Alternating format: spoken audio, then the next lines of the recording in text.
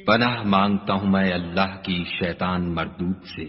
شروع اللہ کے نام سے جو بڑا مہربان نہایت رحم والا ہے۔ اور مدین کی طرف ان کے بھائی شعیب کو بھیجا تو انہوں نے کہا کہ اے قوم، خدا ہی کی عبادت کرو کہ اس کے سوا تمہارا کوئی معبود نہیں، اور ماپ اور تول میں کمی نہ کیا کرو، میں تو تم کو آسودہ حال دیکھتا ہوں، اور اگر تم ایمان نہ لاؤ گے تو مجھے تمہارے بارے میں ایک ایسے دن کے عذاب کا خوف ہے جو تم کو گھیر کر رہے گا۔ اور قوم، ماپ اور تول انصاف کے ساتھ پوری کیا کرو، اور لوگوں کو ان کی چیزیں کم نہ دیا کرو، اور زمین میں خرابی کرتے نہ پھرو۔ اگر تم کو میرے کہنے کا یقین ہو تو خدا کا دیا ہوا نفع ہی تمہارے لیے بہتر ہے، اور میں تمہارا نگہبان نہیں ہوں۔ انہوں نے کہا، شعیب، کیا تمہاری نماز تمہیں یہ سکھاتی ہے کہ جن کو ہمارے باپ دادا پوجتے آئے ہیں ہم ان کو ترک کر دیں، یا اپنے مال میں تصرف کرنا چاہیں تو نہ کریں؟ تم تو بڑے نرم دل اور راست باز ہو۔ انہوں نے کہا کہ اے قوم، دیکھو تو اگر میں اپنے پروردگار کی طرف سے دلیل روشن پر ہوں اور اس نے اپنے ہاتھ سے مجھے نیک روزی دی ہو تو کیا میں ان کے خلاف کروں گا؟ اور میں نہیں چاہتا کہ جس امر سے میں تمہیں منع کروں خود اس کو کرنے لگوں۔ میں تو جہاں تک مجھ سے ہو سکے تمہارے معاملات کی اصلاح چاہتا ہوں، اور اس بارے میں مجھے توفیق کا ملنا خدا ہی کے فضل سے ہے۔ میں اسی پر بھروسہ رکھتا ہوں اور اسی کی طرف رجوع کرتا ہوں۔ اور اے قوم، میری مخالفت تم سے کوئی ایسا کام نہ کرا دے کہ جیسی مصیبت نوح کی قوم یا ہود کی قوم یا صالح کی قوم پر واقع ہوئی تھی ویسی ہی مصیبت تم پر واقع ہو، اور لوط کی قوم کا زمانہ تو تم سے کچھ دور نہیں۔ اور اپنے پروردگار سے بخشش مانگو اور اس کے آگے توبہ کرو، بے شک میرا پروردگار رحم والا اور محبت والا ہے۔ انہوں نے کہا کہ شعیب، تمہاری بہت سی باتیں ہماری سمجھ میں نہیں آتی، اور ہم دیکھتے ہیں کہ تم ہم میں کمزور بھی ہو، اور اگر تمہارے بھائی نہ ہوتے تو ہم تم کو سنگسار کر دیتے، اور تم ہم پر کسی طرح بھی غالب نہیں ہو۔ انہوں نے کہا کہ قوم، کیا میرے بھائی بندوں کا دباؤ تم پر خدا سے زیادہ ہے، اور اس کو تم نے پیٹھ پیچھے ڈال رکھا ہے؟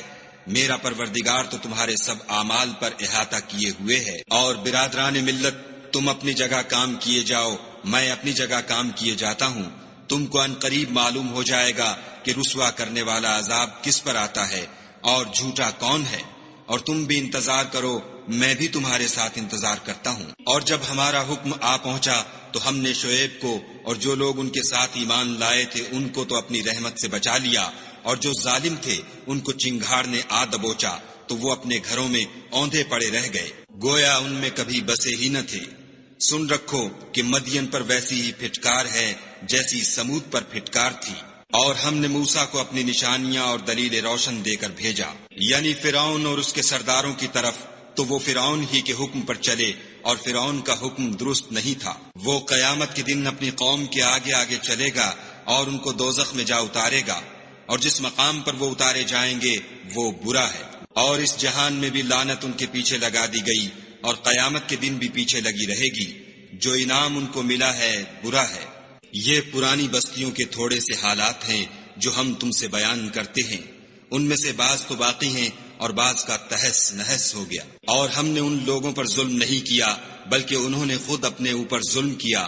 غرض جب تمہارے پروردگار کا حکم آ پہنچا تو جن معبودوں کو وہ خدا کے سوا پکارا کرتے تھے وہ ان کے کچھ بھی کام نہ آئے، اور تباہ کرنے کے سوا ان کے حق میں اور کچھ نہ کر سکے۔ اور تمہارا پروردگار جب نافرمان بستیوں کو پکڑا کرتا ہے تو اس کی پکڑ اسی طرح کی ہوتی ہے، بے شک اس کی پکڑ دکھ دینے والی اور سخت ہے۔ ان قصوں میں اس شخص کے لیے جو عذاب آخرت سے ڈرے عبرت ہے۔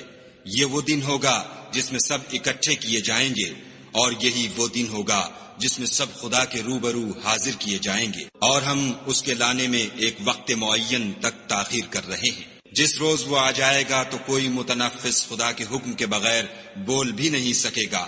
پھر ان میں سے کچھ بدبخت ہوں گے اور کچھ نیک بخت۔ تو جو بدبخت ہوں گے وہ دوزخ میں ڈال دیے جائیں گے، اس میں ان کو چلانا اور دھاڑنا ہوگا، اور جب تک آسمان اور زمین ہیں اسی میں رہیں گے، مگر جتنا تمہارا پروردگار چاہے۔ بے شک تمہارا پروردگار جو چاہتا ہے کر دیتا ہے۔ اور جو نیک بخت ہوں گے وہ بہشت میں داخل کیے جائیں گے، اور جب تک آسمان اور زمین ہیں ہمیشہ اسی میں رہیں گے، مگر جتنا تمہارا پروردگار چاہے۔ یہ خدا کی بخشش ہے جو کبھی منقطع نہیں ہوگی۔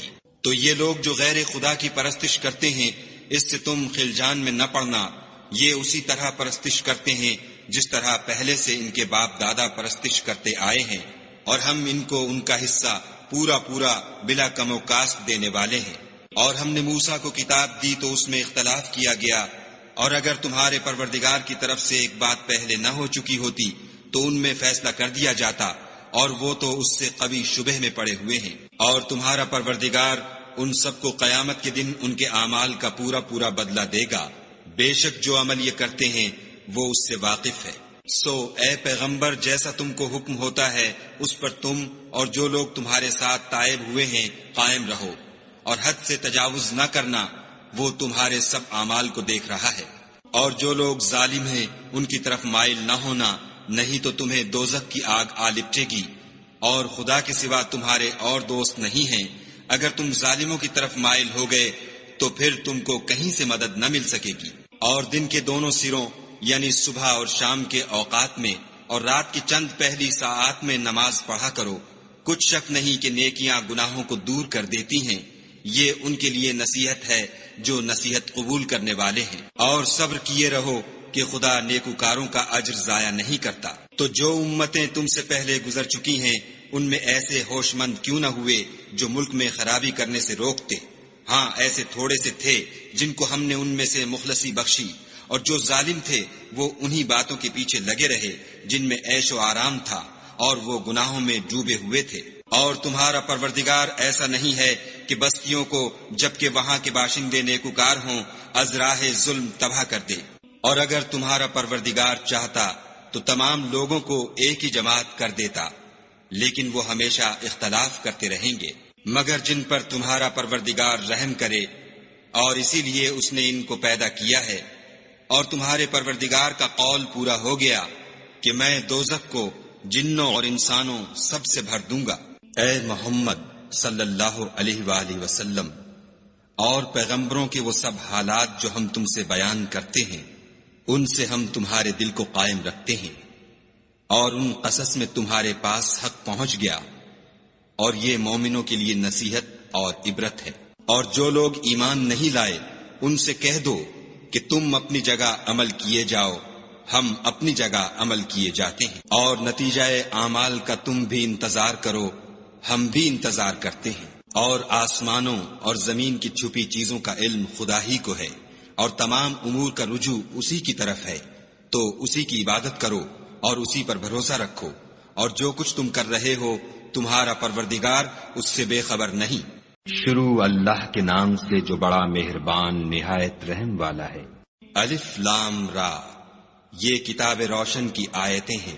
ہم نے اس قرآن کو عربی میں نازل کیا ہے تاکہ تم سمجھ سکو۔ اے پیغمبر صلی اللہ علیہ وآلہ وسلم، ہم اس قرآن کے ذریعے سے جو ہم نے تمہاری طرف بھیجا ہے تمہیں ایک نہایت اچھا قصہ سناتے ہیں، اور تم اس سے پہلے بے خبر تھے۔ جب یوسف نے اپنے والد سے کہا کہ ابا میں نے خواب میں 11 ستاروں اور سورج اور چاند کو دیکھا ہے، دیکھتا کیا ہوں کہ وہ مجھے سجدہ کر رہے ہیں۔ انہوں نے کہا کہ بیٹا اپنے خواب کا ذکر اپنے بھائیوں سے نہ کرنا، نہیں تو وہ تمہارے حق میں کوئی فریب کی چال چلیں گے۔ کچھ شک نہیں کہ شیطان انسان کا کھلا دشمن ہے، اور اسی طرح خدا تمہیں برگزیدہ و ممتاز کرے گا اور خواب کی باتوں کی تعبیر کا علم سکھائے گا، اور جس طرح اس نے اپنی نعمت پہلے تمہارے دادا پردادا ابراہیم اور اسحاق پر پوری کی تھی، اسی طرح تم پر اور اولاد یعقوب پر پوری کرے گا۔ بے شک تمہارا پروردگار سب کچھ جاننے والا اور حکمت والا ہے۔ ہاں یوسف اور ان کے بھائیوں کے قصے میں پوچھنے والوں کے لیے بہت سی نشانیاں ہیں۔ جب انہوں نے آپس میں تذکرہ کیا کہ یوسف اور اس کا بھائی ابا کو ہم سے زیادہ پیارے ہیں، حالانکہ ہم جماعت کی جماعت ہیں، کچھ شک نہیں کہ ابا صریح غلطی پر ہیں، تو یوسف کو یا تو جان سے مار ڈالو یا کسی ملک میں پھینک آؤ، پھر ابا کی توجہ صرف تمہاری طرف ہو جائے گی، اور اس کے بعد تم اچھی حالت میں ہو جاؤ گے۔ ان میں سے ایک کہنے والے نے کہا کہ یوسف کو جان سے نہ مارو، کسی گہرے کنویں میں ڈال دو کہ کوئی راہگیر نکال کر اور ملک میں لے جائے گا، اگر تم کو کرنا ہے تو یوں کرو۔ یہ مشورہ کر کے وہ یعقوب سے کہنے لگے کہ ابا جان، کیا سبب ہے کہ آپ یوسف کے بارے میں ہمارا اعتبار نہیں کرتے، حالانکہ ہم اس کے خیر خواہ ہیں؟ کل اسے ہمارے ساتھ بھیج دیجئے کہ خوب میوے کھائے اور کھیلے کودے، ہم اس کے نگہبان ہیں۔ انہوں نے کہا کہ یہ امر مجھے غمناک کیے دیتا ہے کہ تم اسے لے جاؤ، یعنی وہ مجھ سے جدا ہو جائے، اور مجھے یہ بھی خوف ہے کہ تم کھیل میں اس سے غافل ہو جاؤ اور اسے بھیڑیا کھا جائے۔ وہ کہنے لگے کہ اگر ہماری موجودگی میں کہ ہم ایک طاقتور جماعت ہیں اسے بھیڑیا کھا گیا تو ہم بڑے نقصان میں پڑ گئے۔ غرض جب وہ اس کو لے گئے اور اس بات پر اتفاق کر لیا کہ اس کو گہرے کنویں میں ڈال دیں، تو ہم نے یوسف کی طرف وحی بھیجی کہ ایک وقت ایسا آئے گا کہ تم ان کے اس سلوک سے آگاہ کرو گے اور ان کو اس وحی کی کچھ خبر نہ ہوگی۔ یہ حرکت کر کے وہ رات کے وقت باپ کے پاس روتے ہوئے آئے اور کہنے لگے کہ ابا جان، ہم تو دوڑنے اور ایک دوسرے سے آگے نکلنے میں مصروف ہو گئے اور یوسف کو اپنے اسباب کے پاس چھوڑ گئے تو اسے بھیڑیا کھا گیا، اور آپ ہماری بات کو گو ہم سچ ہی کہتے ہوں باور نہیں کریں گے۔